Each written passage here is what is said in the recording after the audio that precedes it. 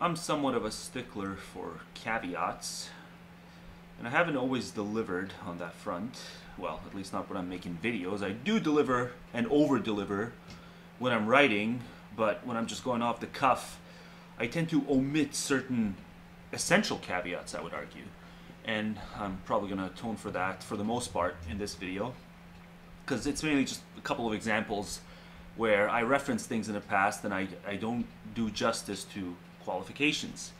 An example that jumps out at me is anytime I reference the effective altruism movement, which again is a good movement even after all the cost benefit, and there is certainly a cost angle to it. But all that aside, something I've never really ragged on them in the past is that they actually go with a name, effective altruism. That's the name they've settled on, and there was a lot of debate that led up to them finally settling on it. And certainly I'm probably not the only person who still has some grief with the fact that they ultimately landed on altruism. But altruism is indeed what they landed on. And that's not agent-neutral ethics, at least not in the strictest sense of the definition. Because, well, what is altruism? It is believing that your own interests take a back seat to everyone else's interests. In other words, egoism is believing that your own interests come before everyone else's interests, and certainly perfect strangers' interests, right? So, effective altruists, when you really dig into literature behind it, William McCaskill, Peter Singer, these movers and shakers within the movement, really the source of their thinking is agent-neutral ethics, and they go to great lengths to talk about stuff like diminishing marginal utility, which means that you don't put up with any form of giving that depletes you to the point of those who you are trying to assist. You don't do the moral burnout thing, right? Altruistic fatigue. You don't allow yourself to get anywhere near that stage because it has long-term negative consequences and all other sorts of things that we want to steer quote-unquote altruists away from. But it goes beyond concerns over ramifications. It simply has to do with the core of what it means to advocate agent-neutral ethics. The core of it is believing that your own interests are every bit as important as any other random person's interests. It means that you believe you're not special, but you also don't privilege anyone else that happens to not be you as being more special than yourself. So, effective altruism is probably, if I may nitpick, it's probably a wrong term for the movement, because, as I said, many of the people who are considered leaders within the movement go a long way in terms of warning the contributors, the philanthropists, who have been converted into doing this consistent, methodical philanthropy. They go a long way to warning them, hey, watch out for the burnout. Don't fatigue yourself. First and foremost, look out for your own psychological state, right? If you're finding that these things are fucking you up to the point where you're not even able to function, to the point where you're guilt-ridden, step back, take some time off, reassess, and perhaps come back when you're more equipped to deal with some of the difficulties in looking at just how badly off the worst off are in the world today. And they certainly are very horribly off. Unfortunately, every now and then you run into someone who is exposed to this sort of information and overcompensates for whatever guilt they may have had and does endure moral burnout. That's not good. You don't do anyone any favors by going down that route. But the larger point is this point about the core of agent-neutral ethics. You're not special, but no one else is more special than you. And the main implication of that is that selfishness, or selflessness for that matter, in and of itself, these things tell us nothing. You always have to analyze the configurations of all the other relevant features. In this sense, agent-neutral ethics is more like a game of chess than a simple decision procedure that tells you never be selfish. There certainly are numerous occasions in which selfishness relative to selflessness, certain pockets of your life, certain situations you find yourself in, selfishness is damn justified.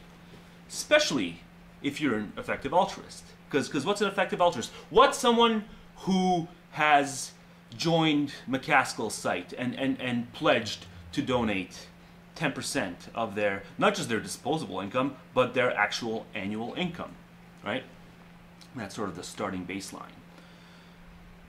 Consider someone like that, and then consider especially the people who go beyond that. Some people go 20%, some people go 30%.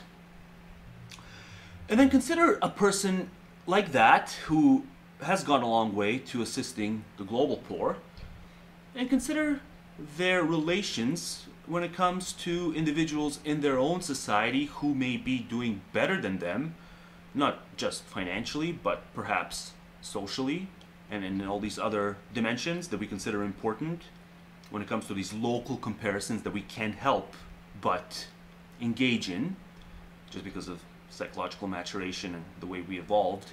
I can be all high-minded and say, never engage in envy, never engage in jealousy, never engage in comparative analysis. I've written about it a lot, but it's easier said than done, so we can't help but succumb to some of that some of the time, right? So if you are someone who, on a consistent, methodical level, sacrifices some portion of either your income or your time or what have you, and then you find yourself in a, let's say, in a sticky situation where, if I may borrow a all too common trope, you're stuck in an elevator, and let's say you're the lowest paid worker in your corporation, and you find yourself stuck in an elevator with the CEO in that corporation. And let's say it's Friday afternoon, so everyone's gone home for the weekend, so it's just the two of you. For some reason, the emergency button is not working. You know for a fact that you had your lunch at the exact same time the CEO had his lunch. And so, there you are, the two of you, Friday evening. You're equally hungry, and by all accounts, it's going to take somewhere in the ballpark of 48 to 72 hours before someone comes and notices that the elevator is stuck and releases the two of you. So you've got ways to go, and well, you're both somewhat hungry now because lunch was at noon, and now it's, let's say, 8-ish p.m. or 9-ish p.m. or something like that. You've both had a long day, but you also know for the fact that this CEO that you're stuck in the elevator with is a highly inconsiderate person from the standpoint of just not being conscientious about actual issues, just totally drowning in his own work, in his own tunnel vision. Not a harmful person by any means, but just someone who does not really have any capacity to engage in reflective thought and go beyond their own narrow self-interest and the self-interest of the individuals they care about on a personal, emotional level. So it's not a bad person, but it's certainly nowhere near an effective person from the standpoint of beneficence. It's not a beneficent human being, sacrificing nothing, even though he has the means to sacrifice far more than you do, numerically. So you're both in this sticky situation. And it just so happens that you have, say, 2 slices of pizza on you, left over from lunch. Now, if you have 1 slice, it's pretty obvious that you're going to be damn hungry by Monday morning. If you have 2 slices, you'll still be hungry by Monday morning, but considerably less. If you split the slices with him, odds are you're going to be equally hungry by Monday morning. Damn near starving. What's the right thing to do? Well, I think the first thing we have to do is not only look at holistic moral scope of both your lives, the virtue to vice ratio, but also the axiological status on a holistic level. So this person is not only making bank at a far better rate than you are, but is also more of a socially recognizable individual. He's more influential. He's just all the checkpoints of all the places you'd like to be in your life. This guy has already reached it, even though he's, let's say he's the same age as you, right? So he's ahead on every checkpoint, every benchmark of the social, economic, or otherwise ladder. He's climbed it. His life is just pretty much from A to Z going better than yours. But the selfishness to selflessness ratio, like wherever you fall on that ratio in these individual isolated cases, because it's all about the individual isolated cases. We usually call someone selfish or selfless based on what they do on a case-by-case basis. And so, in this particular case, I'm going to argue that the morally proper thing to do would be to ensure that you boost yourself up as much as possible and alleviate yourself of this negative circumstance as much as possible, because it's just one isolated case. It's a bad thing that's happening to both of you, but at the same time you have to take into account that, well, even if you enjoy yourself more because you have both the slices to yourself, his life at the end of the week, at the end of the month, at the end of the year, and at the end of both your lifetimes, his life is still going to be up here, whereas yours is going to be down here. Even though in terms of your moral status, you're up here and he's up here. And this holistic analysis should never be shrugged off. And if you believe that the selfless versus selfish ratio is in some way indicative of a right-making or wrong-making feature, not necessarily the whole story, but at least one fundamental right-making or one fundamental wrong-making feature of a case, you're missing the forest for the trees. Because that can never indicate anything, whether you are in a given circumstance selfish or selfless, or something close to selfless. There's no real pure selflessness. I guess the only way to really be purely selfless is to say that if someone offers you a pill that's not going to make you feel the least bit guilty for having narrow self-interest, your refusal to take that pill would be an act of pure selflessness, because that would be purely in other individuals' interests. So that might be the one case where pure selflessness is available. But other than that, it's for the most part damn near pure selflessness, and then we have a lot more selfishness on the other side.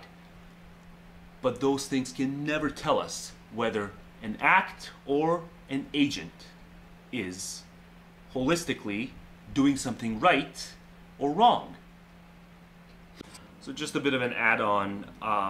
The reason I emphasize the case-by-case, and the reason I'm antagonistic now toward the static judgment about how selfless something is or selfish something is on that spectrum, is because minutia does so much to disabuse us of static judgments. And we may think we're immune to static judgments, and even I, the maker of this video, might think, because I've articulated these points I've articulated, I might think I'm immune to static judgments, but I'm not. Not when it comes to theoretical discourse. And we need to advance the dialectic. And the best way to do so is to engage in these sort of intuition pumps that show that an individual who, let's say for every one altruistic act, finds himself committing 99 egoistic acts. So for every one, there's 99. So it's a 99-to-1 ratio slanted in favor of self-regarding actions against other regarding actions. Right? Just that summary alone, still, despite the fact that you just listened to me go on for 15 minutes about why we need to fixate on the minutia, that summary alone is enough to raise questions and raise eyebrows. Ooh, sounds like a bad person. Because the intuition pump it takes long to internalize the opposite view. But of course, we actually need to ask follow-up questions to find out whether such a person was justified in doing so. The easiest way to find out whether or not someone was justified in doing so is to ask, well, where exactly on the 7.4 or 7.5 or however the fuck many people there are on planet Earth, where does that individual fall in terms of his absolute value status? Just in terms of prudential value. Somewhere in the top half, somewhere in the middle, or somewhere in the bottom half perhaps? If it's the bottom half, bet your bottom dollar that it's justified. The 99-to-1 ratio slanted in favor of self-regarding actions. More often than not, unless he is doing it at the expense of people who are even worse off than him, which is unlikely. Let's just say it's the worst off person in the whole world, and no one within his proximity is anywhere near to being as badly off as him. Why should he do anything other than be self-regarding? The moment you say he should be other-regarding, even though everyone around him is better off than him, and even though he has nothing in the way of funds that he can allocate elsewhere, but you're still saying he should somehow be more considerate to others than to himself, that's, again, that's not agent neutrality, that's masochism. And that's certainly not something that should be conflated with agent neutrality. But it goes beyond someone who is just horribly off. It can also be applied to individuals who are, let's say, some of the most well-off people that have ever lived, and let's say they also fall into that same spectrum. So for every one altruistic act, they commit 99 egoistic acts. Even that can be justified the moment we look at magnitude. Right? So what was the impact of the one decent action, other-regarding action, and then what was the impact of the 99 self-regarding actions? Well, it's certainly easy to see how, if it's a billionaire, a simple click of a button, that's something like a wealth transfer to the most impoverished regions of the world, even though it's just a single act, the impact of that single act can certainly go a long way to balancing out not only 99 acts, but 999 acts, or 9,999 egoistic acts. So it's all about the balance, the magnitude, and there's nothing preventing millionaires, billionaires, people who have the power to do so much good with a simple lift of their finger. There's nothing stopping them from having a higher egoistic to altruistic balance when you just look at isolated acts alone, and yet still do far more good and break even and then some at the end of the day.